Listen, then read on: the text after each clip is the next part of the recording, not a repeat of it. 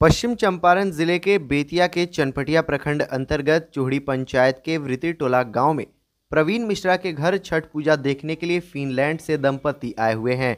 प्रवीण मिश्रा फिनलैंड में IT company चलाते हैं।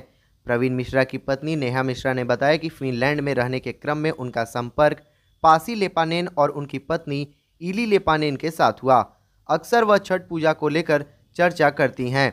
इस पर पासी और इली दंपति ने छठ पूजा देखने की इच्छा जताई। बताया कि इली और पासी दोनों छठ घाट पर जाएंगे और पूरे परिवार और छठ व्रतियों के साथ महिलाओं के साथ छठ पूजा भी करेंगे। So where are you from?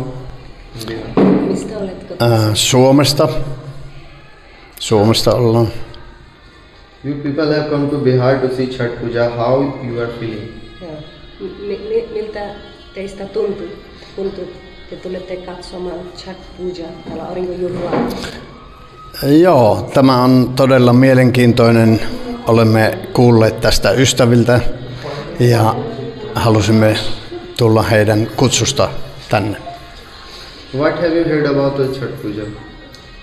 Ja mitä olet kuullut aurinkojuhlan varten? Minä olisin vastannut.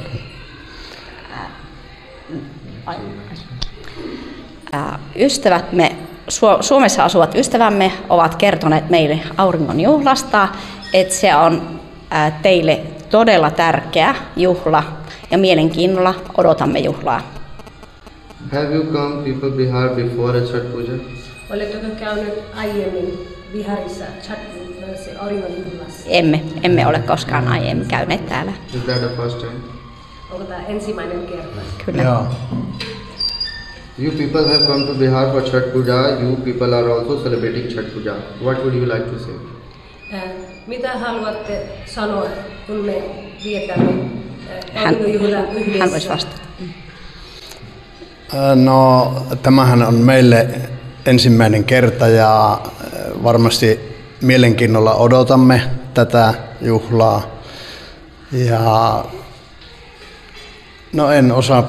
Kaikki on uutta ja Kaikki on uutta. Että How did you come to know about Chhat Puja? Kuinka sait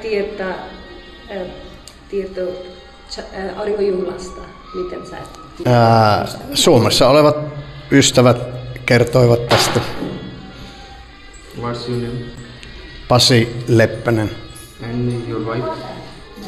ja Irja Leppänen.